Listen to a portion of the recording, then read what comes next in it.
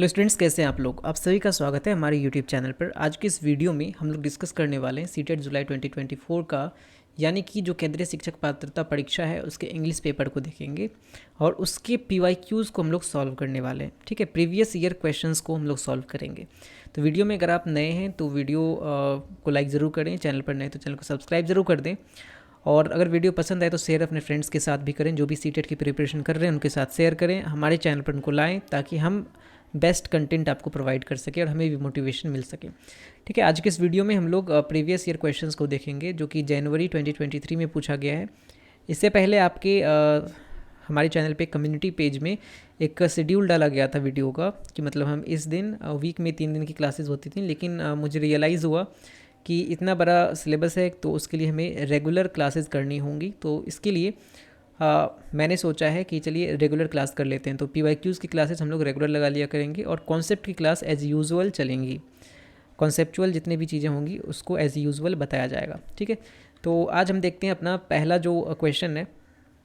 Actually हम लोगों ने कॉम्प्रिहेंसन को सिलेक्ट किया हुआ है। कॉम्प्रिहेंसन वाले क्वेश्चंस हम लोगों ने लिए हैं। टोटल 9 क्वेश्चंस हैं और सबके आंसर्स हम लोग डिस्कस करेंगे। तो जब भी आप कॉम्प्रिहेंसन टाइप क्वेश्चंस को सॉल्व करते हो, आपको क्या करना होता है कि आप पहले ना एक बार ओवरऑल मतलब जो पूरा का पूरा पैसेज है use must have to like go through. ठीक है, आपको पूरा का पूरा गो थ्रू करना है एक बार इस पैसेज को पूरा पढ़ लेना है, ऊपर ऊपर से पढ़ लो ताकि अंदाज़ा मिल जाए कि जो क्वेश्चन हमसे पूछा जा रहा है उसका आंसर हमें किस जगह मिलेगा। ठीक है, इससे आपका टाइम बचेगा और टू द पॉइंट आपके आंसर्स होंगे। ठीक है, तो human beings are a privileged lot, मतलब हमारा जो पहला क्वेश्चन है ये कोटेशन है किसी सेंटेंस का, मतलब पार्ट है इसी पैसेज का। Human beings are a privileged lot, मतलब ह्यूमन बींग्स जो हैं बहुत ही ज़्यादा प्रिविलेज्ड हैं। प्रिविलेज्ड का मतलब होता है किसी के पास अगर विशेष कुछ उपलब्धि होती है, स्पेशल राइट होता है, उसे हम लोग क्या बोलते हैं, प्रिविलेज्ड।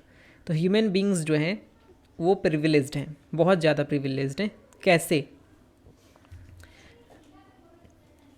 पहला हमारा है ऑप्शन कि sages made choices for us, इसलिए क्योंकि जो सेजेस हैं यानी कि जो साधु संत हैं उन्होंने हमारे लिए चॉइसेस बनाए। अगर किसी के लिए कोई भी चॉइस बनाता है तो वो प्रिविलेज कैसे हो सकता है।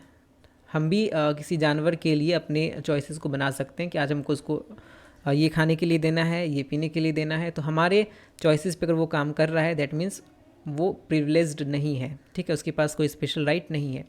लेकिन हम सेकंड वाले देखते हैं ऑप्शन को, value based decisions make us happy, यानी value based decision make us happy, मतलब वैल्यू बेस्ड डिसीजंस हम लोग लेते हैं तो हम खुश हो जाते हैं, इसलिए हम लोग प्रिविलेज्ड हैं, बिल्कुल नहीं।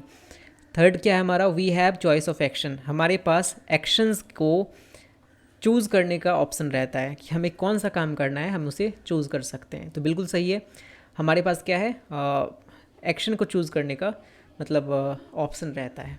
ठीक है, चॉइस ऑफ एक्शन है। तो एक बार पैसेज में भी इसको वेरीफाई कर लेते हैं कि हमारा आंसर सही है गलत। तो we are privileged a lot gifted with choice of action, ये हमारा फर्स्ट पैरा की फर्स्ट लाइन में ही देखने को मिल जाता है। तो हमारा आंसर हो जाएगा सी नंबर। और आपको ध्यान में रखना है प्रिविलेज जो वर्ड मैंने यहाँ पर यूज़ किया, प्रिविलेज का मतलब क्या हो जाता है, प्रिविलेज का मतलब होता है हैविंग, मतलब हैविंग अ स्पेशल राइट। ठीक है, और एक और चीज़ आपको, अगर इन सारे क्लासेस का जो PDF है जैसे मैंने यहाँ पर बताया, ठीक है, कुछ वर्ड्स लिखे, उसका मीनिंग मैंने यहाँ पर लिखा, जैसे मैंने यहाँ पर प्रिविलेज लिखा, ठीक है, यहाँ पर मैंने प्रिविलेज लिखा, उसका पूरा का पूरा मीनिंग मैंने यहाँ पर लिखा। तो ये आपको PDF चाहिए होगा ताकि आप इसको रिवाइज़ कर सको। तो ठीक है, ये मेरे टेलीग्राम पर अपलोड हो जाता है, लिंक नीचे डिस्क्रिप्शन बॉक्स में गिवन है, आप वहाँ से जाकर उसको ज्वाइन कर सकते हो और अपने फ्रेंड्स को भी ऐड कर सकते हो उस ग्रुप में, ताकि हम क्विजेज़ वगैरह उसमें ऑर्गेनाइज करवा सकें। ठीक है, हमारा नेक्स्ट क्वेश्चन क्या है, हमारा नेक्स्ट क्वेश्चन है dash a strong desire which holds the intellect hostage.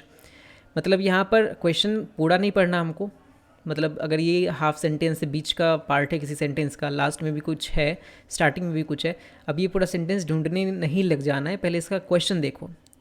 अब ये सेंटेंस है, ठीक है, क्वेश्चन क्या है, द अंडरलाइंड, हमको सिर्फ इतने से काम है, ये वाला जो पार्ट है ना हमको बस इतने से काम है, इज और एन डैश क्लाउज, मतलब ये कौन सा क्लाउज है। एक्चुअली होता ये है सीटेट के एग्ज़ाम में कि इंग्लिश लैंग्वेज पेपर 1 हो या लैंग्वेज पेपर 2 हो, बहुत ज़्यादा हाई लेवल के क्वेश्चंस नहीं पूछे जाते हैं, बिल्कुल बेसिक इंग्लिश पूछी जाती है। ठीक है, तो जब बेसिक पूछी जाती है तो क्लाउजेज वगैरह इस बेसिक इंग्लिश में ही आ जाती है, और जब मैं कॉन्सेप्चुअल वीडियोज़ अपलोड करूँगा कॉन्सेप्ट वाले, तो उसमें ये सब आपको देखने को मिल जाएंगे। ठीक है, और यहाँ पर क्या है, अ स्ट्रॉन्ग डिज़ायर। ठीक है, एक वर्ड है अ स्ट्रॉन्ग डिज़ायर। अगर इस वर्ड की बात करें तो ये क्या है, एक नाउन है। क्या है, कौन सा नाउन है भाई, तो एक एब्स्ट्रैक्ट नाउन है, सबको पता है, क्योंकि हम डिज़ायर यानी किसी का जो लाइक डिज़ायर होता है, किसी चीज़ को पाने की जो इच्छा होती है, उसे हम लोग देख नहीं सकते, उसे सिर्फ महसूस कर सकते हैं। ठीक है, या उसे छू नहीं सकते, उस इच्छा को हम छू नहीं सकते, उस डिज़ायर को हम टच नहीं कर सकते। तो देखें तो प्रॉपरली ये एक एब्स्ट्रैक्ट नाउन है, और इसी नाउन के बारे में ये पूरा का पूरा सेंटेंस बोल रहा है कि which holds the intellect hostage. मतलब ये डिस्क्राइब कर रहा है, ये क्वालिफाई कर रहा है इस चीज़ को, मतलब इस वाले पार्ट का ये पूरा डिटेल हमें दे रहा है। जैसे कि हम बोले यहाँ पर I have a blue pen, ऐसे भी हम बोल सकते हैं, और ऐसे भी बोल सकते हैं pen which is blue in colour. ठीक है, pen which is blue in colour. अब यहाँ पर सेम देखिए, यहाँ पर पेन हमारा नाउन हो जाता है, कॉमन नाउन। अब इसको, ये जो पेन है किस कलर का है, ये किस कलर का है, ये ब्लू कलर का है। मतलब ये पेन को डिस्क्राइब कर रहा है, पेन के बारे में बता रहा है, पेन की विशेषता बता रहा है। उसी तरह यहाँ पर स्ट्रॉन्ग डिज़ायर जो है वो क्या करता है, इंटेलेक्ट होस्टेज को होल्ड करके रखता है। ठीक है, ये इसकी क्या बता रहा है, विशेषता बता रहा है, इसको डिस्क्राइब कर रहा है, इसके बारे में और डिटेल्स ऐड कर रहा है। तो ये हमारा क्या हो जाता है, एडजेक्टिव हो जाता है। क्या हो जाता है हमारा, एडजेक्टिव। एडजेक्टिव क्या होता है एक्चुअली आपको पता ही होगा, अगर कोई नाउन को क्वालिफाई करे, यानी नाउन की विशेषता, संज्ञा की विशेषता बताए, तो उसे हम लोग क्या बोलते हैं, एडजेक्टिव बोलते हैं। तो उसी तरह स्ट्रॉन्ग डिज़ायर एक क्या है, नाउन है, उसको डिस्क्राइब कर रहा है, तो ये हमारा एडजेक्टिव क्लाउज होगा। ठीक है, हम अपने थर्ड क्वेश्चन में चलते हैं। हमारा जो थर्ड क्वेश्चन है वो है विच of the following quotes captures the essence of the passage. कौन सा कोट्स में से एसेंस यानी पैसेज का जो मूल सार है, जो समरी है, वो कौन सा पैसेज का, मतलब यहाँ पर जो ऑप्शंस में लाइन दिए हुए हैं, कोटेशंस दिए हुए हैं, कौन सा कोट है जो कि पूरे के पूरे पैसेज की जो फीलिंग्स हैं या फिर उनका जो सार है, एसेंस है, उसको रिप्रेजेंट करता है। तो हम जो पूरा इसको पढ़ेंगे तो हमें पता चलता है, आप भी इसको पढ़ लेंगे। ठीक है, ज़्यादा टाइम वेस्ट करने से बेटर है मैं इसको ज़्यादा तुरंत एक्सप्लेन करते चला जाऊँ। मैं थोड़ा सा पढ़ लेता हूँ ऊपर से। वी हैव प्रिविलेज्ड लॉट, हम लोग बहुत ही ज़्यादा प्रिविलेज्ड हैं, ये पार्ट मैंने पढ़ लिया है। डू यू चूज़ जलेबी और स्पिनच, हमारे पास ऑप्शन हैं, क्या हमको चूज़ करना है। आर यू पेशेंट और do you went your anger, क्या आप पेशेंट हैं यानी शांत स्वभाव के हैं, या फिर आप एंगर में रहने वाले लोग हैं, या फिर गुस्से में रहने वाले लोग हैं। ठीक है, through these choices you sculpt your future, इससे आप अपने फ्यूचर का निर्माण करते हैं। मानिए ये सारे मतलब ये सारे एक्शन हम करते हैं, तो इसका एक्शन क्या होगा, हमारा फ्यूचर का निर्माण होता है। जैसा हम लोग करेंगे वैसा हमको भुगतना पड़ता है। ठीक है, most time you are lured by instant pleasure, कभी कभी हमें ऐसा होता है कि हमें कोई चीज़ देखकर अचानक से बहुत खुशी होने लगती है कि भाई ये काम कर लो, तो उसके बाद बहुत खुशी मिल रही है हमको इस काम को करने में, लेकिन बाद में उसके लिए पछताना पड़ता है। ठीक है, मतलब मान लो कि मैं मार्केट गया, मार्केट में जाने के बाद मैंने 50,000 रुपये की कोई ड्रेस खरीद ली, मैंने कोई भी ड्रेस खरीद लिया, कोई भी चीज़ खरीद लिया, मतलब इंस्टेंट प्लेजर के लिए। वहाँ पर बहुत सारे दोस्त थे, दोस्त बोल रहे थे, उसके सामने मेरे को इज्जत बनाना था, तो मैंने ख़रीद लिया। लेकिन घर आकर मैंने देखा कि मेरे पास ऑलरेडी बहुत सारे ड्रेसेस हैं, लेकिन उनमें वो 50,000 के है, उसका कोई काम का नहीं है, किसी काम का नहीं है, मतलब कुछ स्पेशलिटी नहीं है, या फिर कोई डिफरेंस ज़्यादा नहीं रिप्रेजेंट कर रहा है। तो इसका मतलब ये होता है कि हम इंस्टेंट प्लेजर के चलते कुछ भी किए और बाद में हम क्या कर रहे हैं, पछता रहे हैं उस चीज़ के लिए। ठीक है, तो ये हमारा क्या होता है, एक्शन, और उसके बाद हमको उसका इम्पैक्ट यानी कि उसका जो रिजल्ट होता है उसके लिए हमको भुगतना पड़ता है। तो पूरा का पूरा ओवरऑल देखें तो पैसेज इसी तरह की बातें करता है कि जैसा हम एक्शन करेंगे वैसा हमको भुगतना पड़ेगा, तो हमको थोड़ा सोच समझ कर क्या फैसले लेने चाहिए। ठीक है, तो उस तरह का कोटेशन कहाँ पर है, every action has an impact, her action का एक इम्पैक्ट होता है। ये हमारा जो फर्स्ट लाइन है वो ये है कि every action has an impact, choose wisely the impact you want to have, इसलिए हमें एक्शन को चूज़ करना चाहिए वाइजली। तो ये हमारा करेक्ट आंसर हो जाएगा। ठीक है, नेक्स्ट हम लोग मूव करते हैं। ये सारे भी हैं, every day brings new choices, to expect than expected sows a thoroughly modern intellect, values are like fingerprints, ये सारी चीज़ें सही हैं क्योंकि ये कोटेशंस हैं, लेकिन हमारे पैसेज से रिलेटेड नहीं है। हमें हमेशा बेस्ट ऑप्शन को चूज़ करना होता है, ठीक है। 4 ऑप्शंस में थे, सबसे बेस्ट को चूज़ करना होता है, तो हमारा जो पहला वाला लाइन है वो सबसे बेस्ट ऑप्शन हो जाएगा, ठीक है। नेक्स्ट में देखिए हम लोग, वी हैव प्रिविलेज्ड लॉट, ये वाला पैराग्राफ है। उसके बाद फिर to help us make the right choices, ये वाला पैराग्राफ है। अगर हम लोग देखें टोटल 5 पैराग्राफ्स हैं, ठीक है। अब यहाँ पर देखिए, विच of the following statement is incorrect. Incorrect का मतलब क्या होता है? गलत। क्या गलत है? क्वेश्चंस को पढ़ते टाइम ना आप बहुत ही ध्यान में रखें कि करेक्ट पूछ रहा है या इनकरेक्ट पूछ रहा है पैसेज के कॉन्टेक्स्ट में, क्योंकि पैसेज पॉजिटिव बातें कर रहा है तो हमारा जो आंसर होगा वो नेगेटिव होगा। सबसे पहले तो हमको ये पता चल गया। तो impulse leads to bad choices, ये बिल्कुल सही है, ठीक है। इम्पल्स यानी कि कभी कभी भावनाओं में आकर के हम गलत फैसले ले लेते हैं। Mind forces intellect to justify wrong choices, कभी कभी हमारा दिमाग भी बोलने लगता है कि भाई ये जो दुनिया जिसको गलत कह रही है वो सही है, ठीक है, और हम उस गलत काम को करने लग जाते हैं, गलत चॉइस को चूज़ कर लेते हैं, ठीक है। So it is pertinent to take time while making vital decisions, ये भी सही बात है कि हमें थोड़ा सा सब्र रखना चाहिए, कोई विटल डिसीजन या महत्वपूर्ण फैसले लेने से पहले थोड़ा सा सब्र रखना चाहिए। Choices made in haste are mostly benign, ठीक है। बिनाइन का मतलब होता है जो कि हार्मलेस होता है, जिसका कि कोई प्रभाव नहीं पड़ता है। एक्चुअली इसको हम लोग क्या बोलते हैं? हार्मलेस बोलते हैं, ठीक है। तो चॉइसेस मेड इन हैस्ट, हैस्ट का मतलब होता है जल्दबाजी। अगर जल्दबाजी में हम कोई फैसले ले रहे हैं, ठीक है, जल्दबाजी में कोई फैसले ले रहे हैं तो उससे हमारा जो फ्यूचर है उस पर कोई हार्म नहीं होगा, ऐसा ये क्वेश्चन करा है, जो कि बिल्कुल गलत है। कि अगर हम जल्दबाजी में कोई भी फैसले लेते हैं बिना सोचे समझे तो उससे हमारा जो फ्यूचर है वो ख़राब हो सकता है, खतरे में जा सकता है। ये हमारा आंसर हो जाएगा, ये इनकरेक्ट है। नेक्स्ट हम लोग मूव कर रहे हैं, यहाँ पर 5th क्वेश्चन देखते हैं। 5th क्वेश्चन क्या है? Dash is closest in the meaning to the word ephemeral as used in para 5 of the passage. यानी कि यहाँ जो पैरा 5 दिख रहा है आपको, पैराग्राफ 5, मैंने स्क्रीनशॉट ले लिया इसको ताकि आपको बड़ा और क्लियर दिख सके। तो यहाँ पर बोला जा रहा है इफेमरल का सिनोनिम्स कौन सा है। सिनोनिम यानी कि इफेमरल का पर्यायवाची क्या है। हम पढ़ते हैं इस पैरा को, क्या लिखा हुआ है? The best choice is based on values. जो बेस्ट चॉइसेस होते हैं वो वैल्यूज़ पे आधारित होते हैं, ठीक है, नीतियों पर आधारित होते हैं, नैतिकताओं पर आधारित होते हैं। Choose the higher against the lower, हमें हमेशा हायर चूज़ करना चाहिए अगेंस्ट द लोअर, ठीक है। Higher lower opposite words. Permanent over ephemeral, permanent मतलब क्या होता है? स्थायी होता है। इफेमरल का मतलब क्या होता है? क्षणभंगुर यानी कि शॉर्ट लिव्ड होता है। तो इफेमरल और परमानेंट, ठीक है, तो हमारा वर्ड यहाँ मिल गया। पूरा देखते हैं ताकि हमें पूरा जो ये है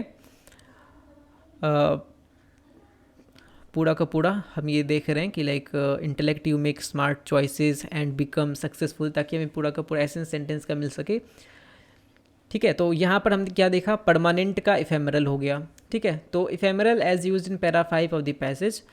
तो सिनोनिम्स देखते हैं हम लोग, परमानेंट अस्थाई, इफेमरल और अस्थाई।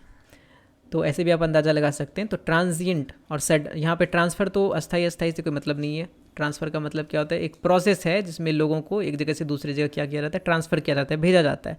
पैसेज क्या होता है एक्चुअली? तो पैसेज जो होता है हमारा, जो हम लोग अभी सॉल्व कर रहे हैं उसको पैसेज बोलेंगे, उसको पैसेज बोलेंगे। और जो सडन होता है यानी कि तुरंत अगर कोई भी एक्शन हो रहा है तो उसको हम लोग क्या बोलते हैं? सडन बोलते हैं, ठीक है। तो ये हमारा इन तीनों चीज़ों से कोई ज़्यादा रिलेट करता नहीं है। इफेमरल का मतलब होता है क्षणभंगुर, तो इसका आंसर हो जाएगा ट्रांजिएंट। ट्रांजिएंट का मतलब होता है शॉर्ट लिव्ड, इसका मतलब क्या होता है?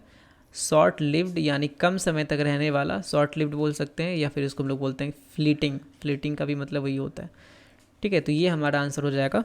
उसके बाद हम लोग नेक्स्ट क्वेश्चन को मूव करते हैं। The way out is to pause, think, consult your intellect. ये हमारा पैसेज आ गया एक, ठीक है, पार्ट ऑफ पैसेज है। 4th paragraph. Which of the following word from paragraph 4 means the same as hard. Hard का सेम टू सेम मीनिंग कहाँ पर हमको देखने को मिल रहा है? तो the way out is to pause, think, consult your intellect and choose, ठीक है। Initially it may seem orders, कभी कभी हमें आर्डर्स लगता है, बट बिकम्स एफर्टलेस। यहाँ पर देखिए 2 वर्ड हमें देखने को मिल रहे हैं जो कि हमारे ऑप्शन में भी है। तो जब हम देखते हैं आर्डुअस लिखा हुआ है एंड लिखा हुआ है एफर्टलेस, कुछ चीज़ें जो हमें स्टार्टिंग में आर्डुअस लगती हैं बाद में एफर्टलेस हो जाती हैं। तो यहाँ पर एफर्टलेस का मतलब तो सबको पता है कि बहुत ही आसान, ठीक है, क्या हो जाता है, बहुत ही आसान, ईजी। लेकिन स्टार्टिंग में हमें वो हार्ड लगता है, तो हमारा आंसर क्या हो जाएगा, आर्डुअस हो जाएगा। बिना किसी देरी के हम लोग इसको क्या करेंगे, सेलेक्ट करेंगे। नेक्स्ट में मूव करते हैं। फिर पूरा पैसेज हमारे सामने आ गया है। उसके बाद है what is the best kind of choice to make. हम अगर चॉइस डिसीजन मेक कर रहे हैं या फिर चॉइस मेक कर रहे हैं तो कौन सा बेस्ट काइंड का चॉइस होगा हमारा, ठीक है। वंस मेड ऑन इम्पल्स, जो कि भावनाओं में बहकर चॉइस लेते हैं, वो नहीं होगा। Once made by peer pressure, एक ऐसा चॉइस जो कि हमारे ग्रुप मेंबर्स के द्वारा हमारे ऊपर प्रेशर बना कर लिया गया हो, तो वो भी नहीं होगा।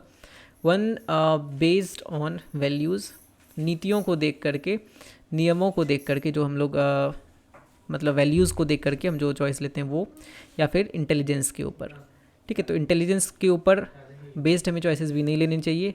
हाँ, one based on values, value पर, क्योंकि हमें यहाँ पर देखने को मिल जाता है द बेस्ट, फिफ्थ पैरा में जब आप लोग आएंगे तो the best choice is based on values, जो बेस्ट चॉइस है वो वैल्यूज़ पे बेस्ड होता है, ठीक है। तो हमारा आंसर क्या हो जाएगा, सी हो जाएगा, ठीक है। नेक्स्ट हम लोग मूव करते हैं। The reason for denying choice to children is, जो बच्चे का चॉइस होता है, कभी कभी जो पेरेंट्स होते हैं उसको डिनाई करते हैं, उसको उस चॉइस के लिए मना कर देते हैं। क्यों कर देते हैं, उसका रीज़न क्या है, बेस्ट रीज़न यहाँ पर देखना है।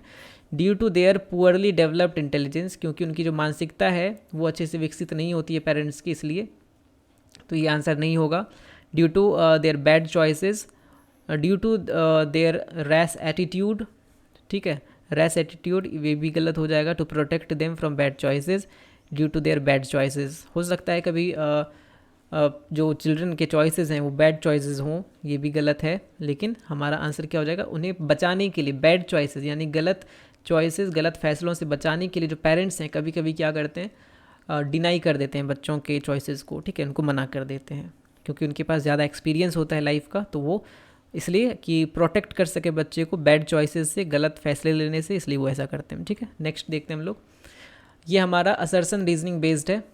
तो sages were renowned for their wisdom, sages जो होते हैं, साधु संत जो होते हैं, अपनी विजडम के लिए, यानी कि अपनी तर्क शक्ति के लिए या उच्च स्तरीय सोचने की शक्ति के लिए जाने जाते हैं, या फिर बुद्धिमत्ता के लिए फेमस होते हैं, प्रसिद्ध होते हैं। ये बात सही है। Sages protect Kings from taking rash arrogant decisions, जो सेजेस हैं उन्होंने किंग्स को प्रोटेक्ट किया रैश, या मतलब बोल सकते हैं एरोगेंट डिसीजंस लेने से, ठीक है, ये भी बात सही है। अब पूछा जा रहा है कि कौन सा स्टेटमेंट, ये असर्शन ए है, क्योंकि और इसका रीजनिंग ये है, sages were renowned for their wisdom, sages जो हैं अपने विजडम के लिए जाने जाते हैं। लेकिन रीज़न ये है कि sages protected Kings from taking rash arrogant decisions, इसलिए कि सेजेस ने राजाओं को रोका गलत फैसले लेने से, इसलिए वो प्रसिद्ध हो गए, तो बिल्कुल नहीं। दोनों असर्शन एंड रीजनिंग अपने जगह पे सही है, statement A and R both are correct, लेकिन दोनों एक दूसरे से रिलेट नहीं कर रहे हैं, ठीक है। अब राजा मतलब कोई भी साधु संत है, वो अपनी बुद्धिमत्ता के लिए प्रसिद्ध हैं, तो राजा का उससे क्या लेना देना है, ठीक है। वो राजा को कोई डिसीजन दे रहे हैं, कुछ भी कर रहे हैं, तो वो उनका पर्सनल मैटर होता है। लेकिन वो विजडम के लिए जो ऐसा भी तो हो सकता है, बहुत सारे साधु संत होते हैं जो कि राजाओं से जुड़े ही ना हो, तो वो भी तो प्रसिद्ध होते हैं अपनी बुद्धिमत्ता के लिए, अपनी उच्च स्तरीय सोच के लिए, ठीक है। तो हमारा आंसर क्या हो जाएगा, both A and R correct, but R is not the correct explanation of A, ठीक है। दोनों सही है, लेकिन आर जो है करेक्ट एक्सप्लेनेशन नहीं कर रहा है, ठीक है। ये हमारा आंसर हो जाएगा। इस तरह से आपको सॉल्व करना है पैसेजेस को, थोड़ा सा दिमाग का यूज़ करके, बहुत इजी पैसेज रहता है, जैसा कि आपको भी पता चल गया होगा, ठीक है। हम लोग देखते हैं अपना, एक्चुअली ये हमारा लास्ट क्वेश्चन था। अब अगले वीडियो में हम लोग फिर से अप्रॉक्स कम से कम 10 से 20 क्वेश्चंस को सॉल्व करेंगे, ठीक है।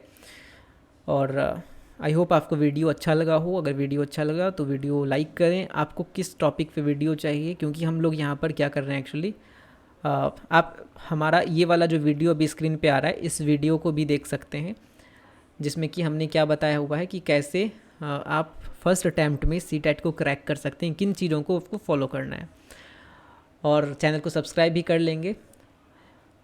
That's all for today. मिलते हैं अगली वीडियो में, तब तक के लिए कीप लर्निंग। और प्रैक्टिस करते रहना है और मॉक टेस्ट भी लगाते रहना है। Thank you.